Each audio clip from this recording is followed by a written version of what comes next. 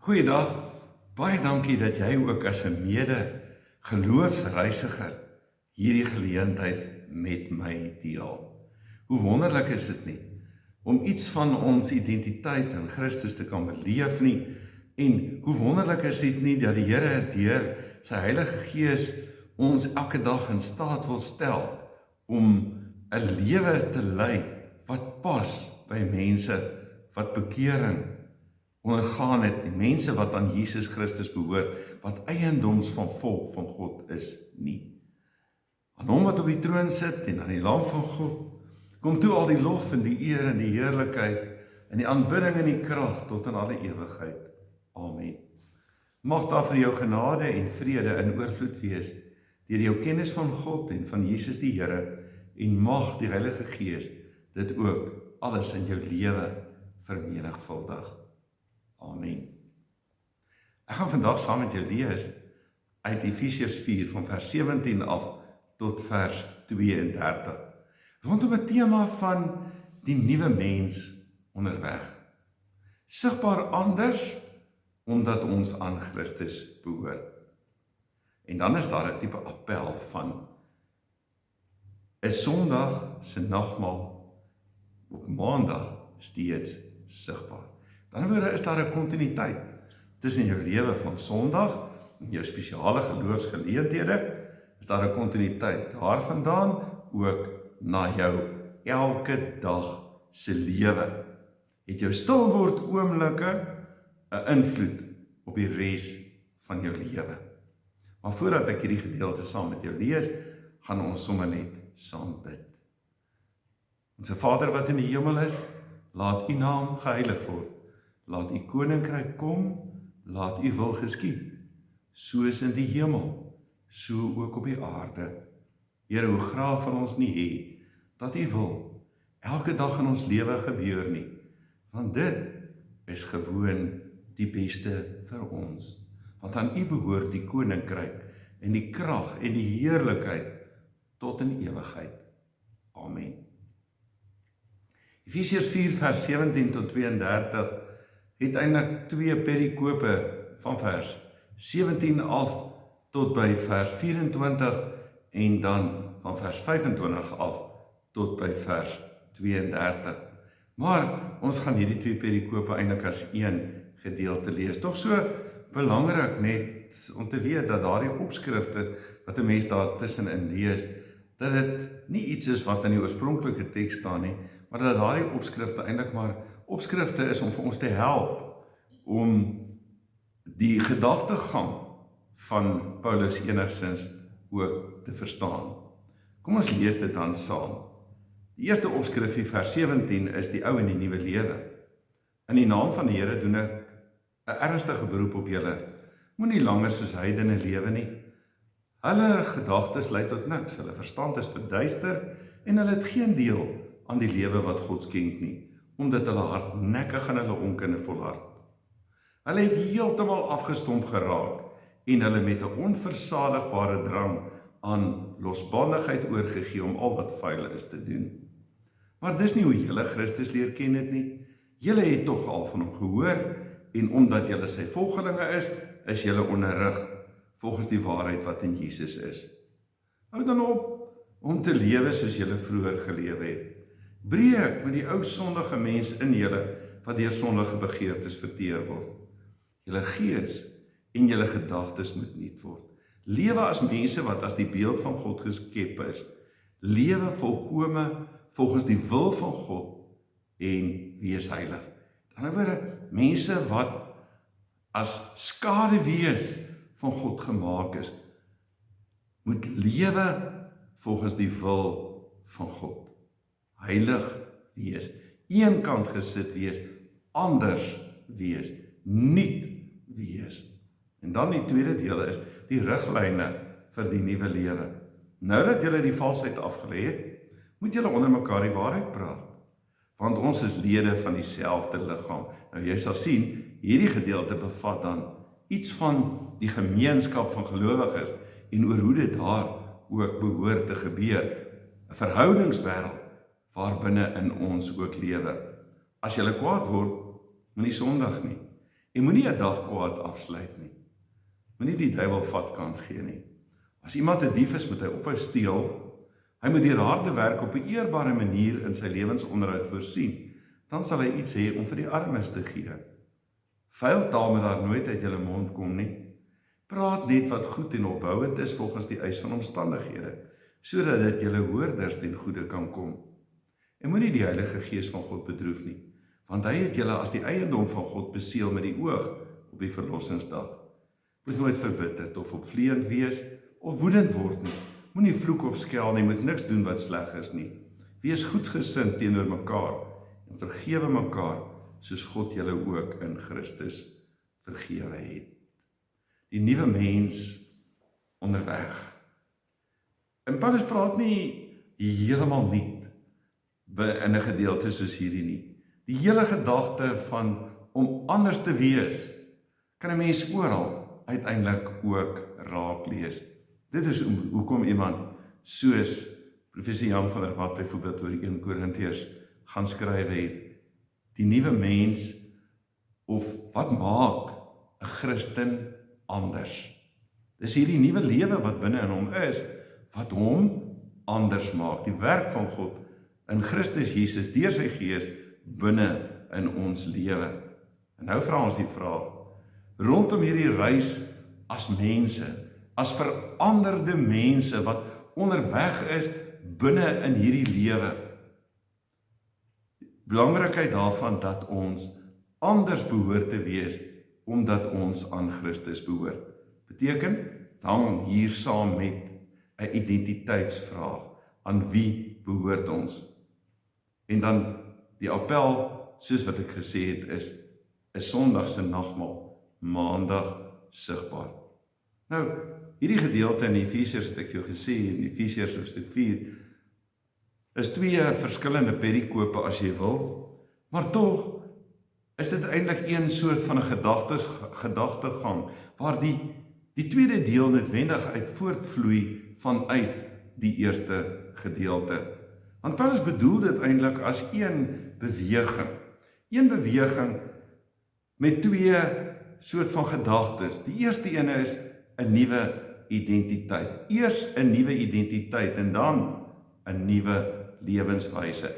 Ek kan kwaliek 'n nuwe lewenswyse hê as ek nie 'n nuwe identiteit het nie. As daar nie regtig verandering binne in my lewe gekom het nie, dan is dit baie moeilik om werklik waar anders te leef. Daar is eers nodig vir 'n tipe van 'n transformasieproses binne my lewe voordat ek eintlik nuwe gedrag kan wys. Want mense moet vanuit my gedrag tot die konklusie kan kom van wie ek is.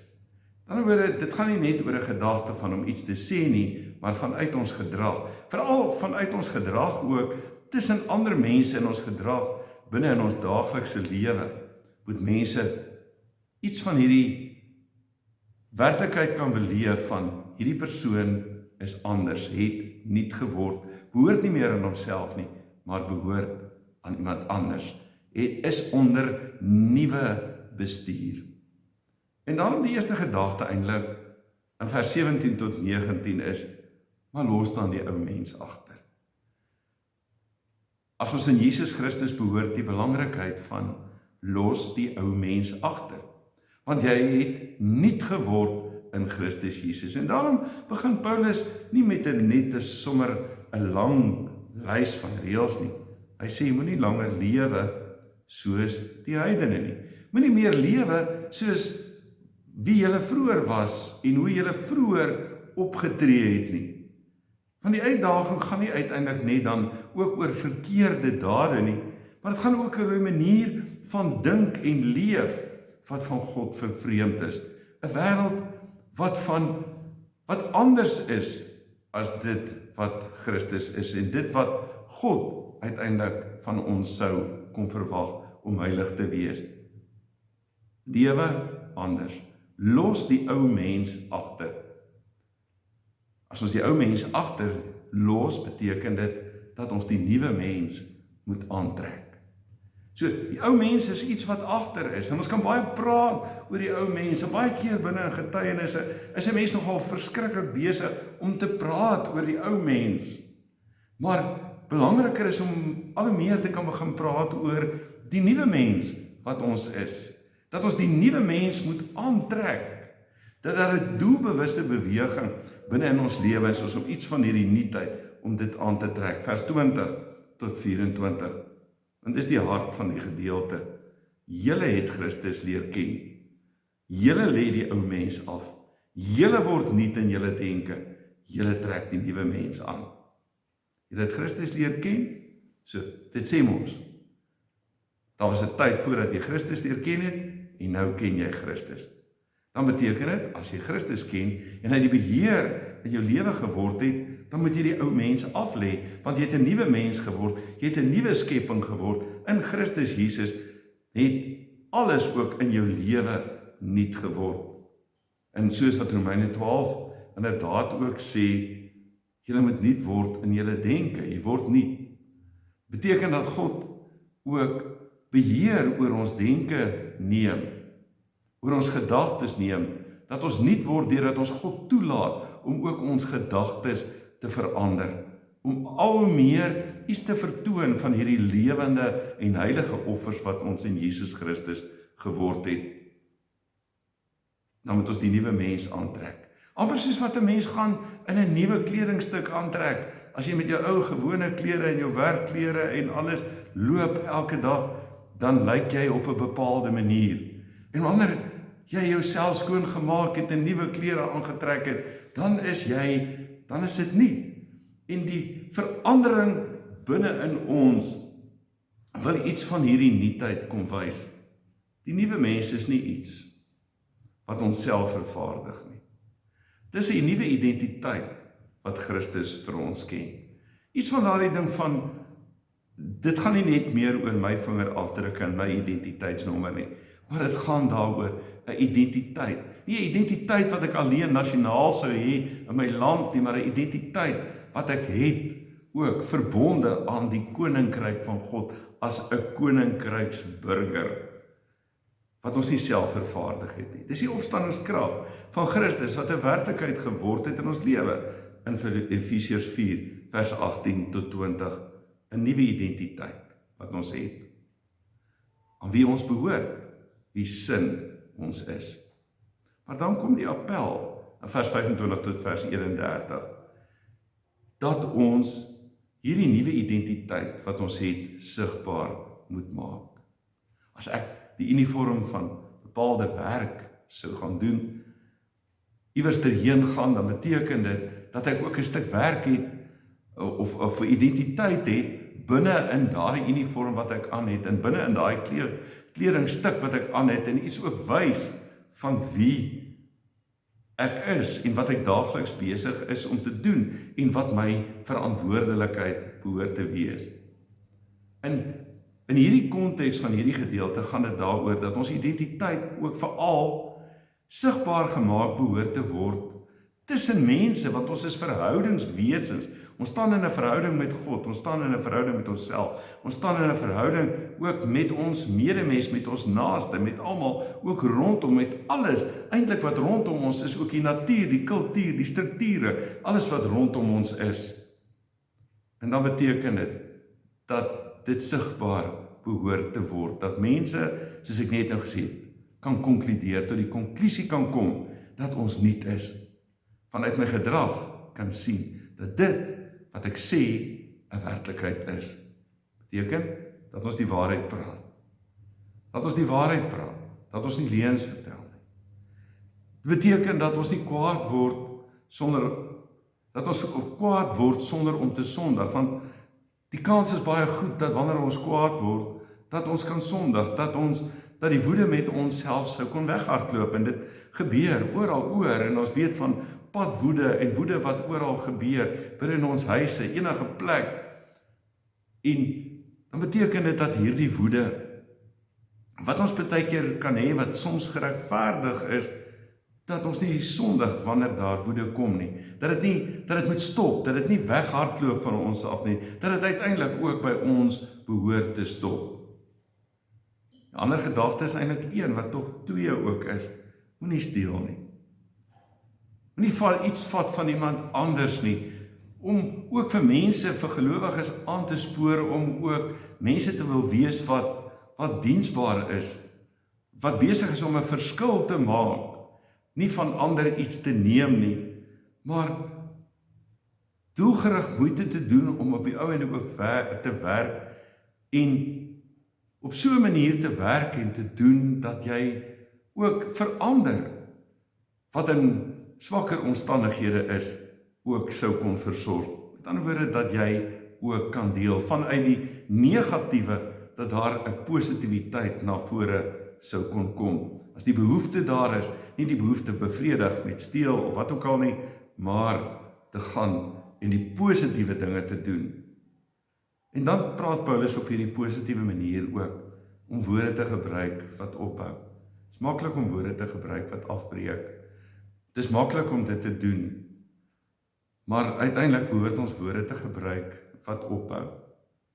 En sy laaste woorde wat hy hier ook sê, is ons nie die Heilige Gees moet bedroef nie, omdat die Heilige Gees ons ook beseël het as eiendom van God. Dat die Heilige Gees dit ook seker maak binne in ons lewe, dit bevestig binne in ons lewe, hy 'n beheer van ons lewe wil wees, dan kan ons nie anders optree as om te wees en te leef onder hierdie bestuur van die Heilige Gees nie, as ons net praat van die vrug van die Gees, van liefde, vreugde, vrede, geduld, vriendelikheid, goedhartigheid, getrouheid, nederigheid en selfbeheersing. En dan hierdie gedagte, verwyder bitterheid, woede, kwaadwilligheid. Maklik om met verbittering te kan lewe. Hoe lank kan verbittering nie binne in ons vassteek nie? Dat dit nader ons oorheers nie. Dit word deel van ons DNA. Ons dra dit voort van geslag tot geslag. Kwaadwilligheid van binne mense gedrag, moedswilligheid wat 'n mens kan hê. Alles gaan oor verhoudings. So die nuwe mens word nie alleen in stilte gevorm nie, maar die nuwe mens word ook in die gemeente, word ook in die gemeenskap, word hy sigbaar. Binne in die gemeente wat bestaan uit mense wat verskillend is, wil dit sigbaar word, iets van 'n prysgawe van jouself, terwille van die ander, terwille van die voordeel van ander mense. Dan gaan dit oor hierdie belangrike ding, is dit alleen oombliklike gedrag wat 'n mens het, of gedrag wat vir die oomblik daar is, of is dit, met ander woorde, as ons klaar hieroor gepraat het en daaroor gedink het, dan gaan die lewe net op sy gewone manier aan. Vraag is dan, is Sondag se nagmaal Maandag sigbaar? Want sien, in die nagmaal sit 'n mens eintlik ook as persone van verskillende agtergronde, persoonlikhede, geskiedenisse, alles met mekaar saam aan die nagmaalstafel. Soos wat dit ook in die gemeente van Efese was, mense wat van oral af gekom het, matrose, almal wat daar gekom het, mense van oor die wêreld heen, wat by mekaar gekom het, verskillende kulture wat by mekaar gekom het.